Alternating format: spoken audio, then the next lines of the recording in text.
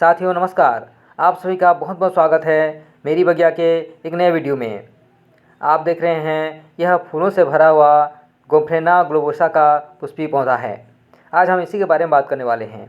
हम बात करेंगे इस ढेर सारे पुष्प खिलने वाले पौधे को कैसे उगाया जाए, इसकी सिंचाई की व्यवस्था कैसी होनी चाहिए, साथ ही बात करेंगे इसकी देखरेख एवं कीट प्रबंधन पर। तो चलिए वीडियो शुरू करते हैं। गोम्फ्रेना एक उष्णकटिबंधीय पुष्पीय पौधा है। इसका अर्थ है इसे पूर्ण सूर्य का प्रकाश बहुत अधिक पसंद होता है। फुल सनलाइट में ये तेज़ी से बढ़ते हैं और इनमें ढेर सारे पुष्प खिलते हैं। आप देख सकते हैं इसमें गोलाकार में ढेर सारे पुष्प खिले हुए हैं और बहुत ही आकर्षक दिखाई दे रहे हैं। इसे पर्पल बटन तथा ग्लोब अमरैंथ के नाम से भी जाना जाता है। इसमें मैजेंटा, बैंगनी, लाल, नारंगी, सफ़ेद, गुलाबी इत्यादि कई सारे रंगों के पुष्प खिलते हैं। इन सारे पुष्पों की विशेषता यह है कि ये कई महीनों तक ऐसे ही ताज़े बने रहते हैं। मेरे पौधे में जून में ये पुष्प खिले थे, जो आज पर्यंत अक्टूबर तक इसमें ऐसे ही ताज़े दिखाई दे रहे हैं। इस पौधे में ढेर सारे पुष्प खिल रहते हैं, साथ ही इसे बहुत ही कम देखभाल की आवश्यकता होती है। अतः जो नए मित्र हैं, बागवानी शुरू कर रहे हैं, उन्हें यह पौधा अवश्य लगाना चाहिए। गोम्फ्रेना को बीजों से उगाया जाता है। जब इसके पुष्प पूर्ण विकसित होकर के श्वेत रंग के हो जाते हैं, तब इनमें बीज बनते हैं। पूर्ण विकसित श्वेत पुष्पों को एकत्रित कर इनसे बीज संग्रहित किया जाता है और इन बीजों को वसंत ऋतु में फरवरी मार्च में बोया जाता है। मैंने ढेर सारे बीजों को एकत्रित कर इनको बोए हैं। चलिए उन पौधों को देखते हैं। ये आप देख सकते हैं मेरे द्वारा बोए गए बहुत सारे पौधे अभी भी से बने हुए हैं। मैंने कई सारे पौधे लगाए हैं और अपने मित्रों को भी दिए हैं। फिर भी मेरे पास बहुत सारे पौधे बच गए, जिनमें अभी पुष्प भी आ रहे हैं। जब हम इन बीजों को लगाते हैं तो 2 सप्ताह का समय लग जाता है इनके अंकुरण में। अंकुरण के समय इनमें मिट्टी में नमी बनाए रखना आवश्यक होता है। जब इन छोटे पौधों में 4 या 6 पत्तियाँ आ जाती है, तब इन्हें ज़मीन पर नहीं तो 12 से 18 इंच के गमले में लगाना चाहिए। आप देख सकते हैं मैंने जगह जगह इन पुष्पीय पौधों को लगाया हुआ है। इनकी ऊंचाई मध्यम आकार की है और इनमें ढेर सारे पुष्प खिल रहे हैं। इस तरह आप भी अपने बगिया के चारों ओर इस पुष्पीय पौधे को लगाकर फूल ही फूल प्राप्त कर सकते हैं। गोम्फ्रेना को किसी भी प्रकार की मिट्टी में उगाया जा सकता है। शर्त यह है कि मिट्टी उत्तम जल निकासी युक्त अर्थात वेल ड्रेन सॉइल होना चाहिए। जल भरा होने पर इसमें कवक का संक्रमण हो जाता है। आप देख सकते हैं मैंने इसे पथरीली ज़मीन पर उगाया हुआ है। यदि आप गमले में उगाना चाहते हैं तो मिट्टी, रेत तथा गोबर खाद की बराबर मात्रा लेकर के आप इसे लगा सकते हैं।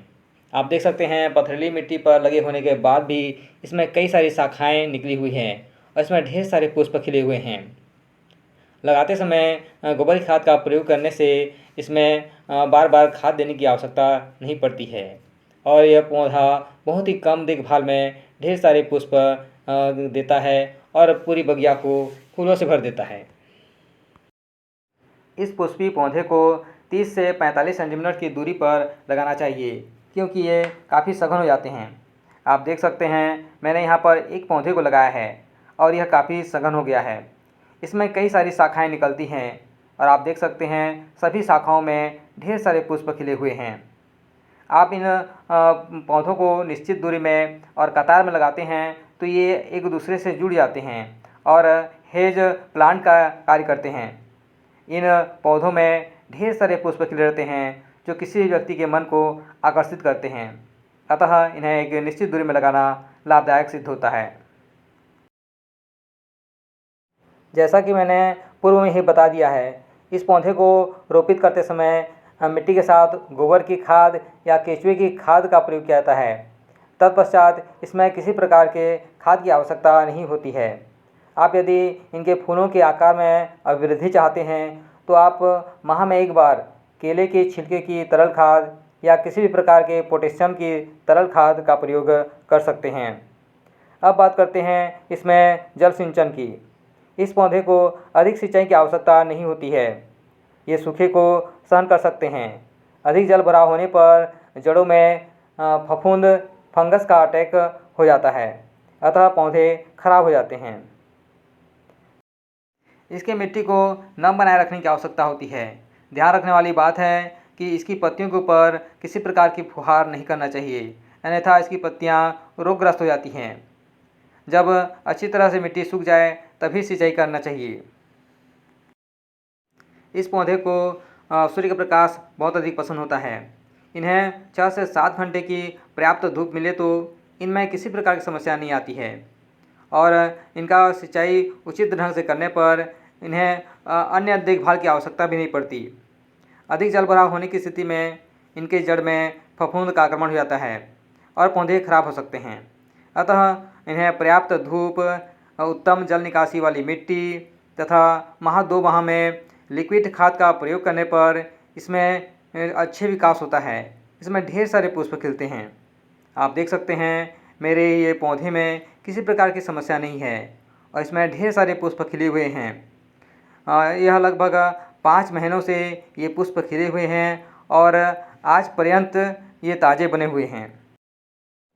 यह वीडियो आपको पसंद आया हो तो अपनी पसंदगी प्रकट करिए, अपने मित्रों के साथ साझा करिए। नए मित्र जुड़े हुए हैं तो चैनल को सब्सक्राइब कर घंटी को स्पर्श कर दीजिए ताकि नए वीडियो की जानकारी आप तक शीघ्र पहुंच सके। नए गार्डनर हैं तो इस पुष्पी पौधे को अवश्य लगाइए।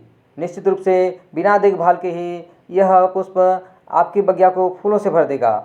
हमारे साथ जुड़े रहने के लिए बहुत बहुत धन्यवाद। नमस्कार।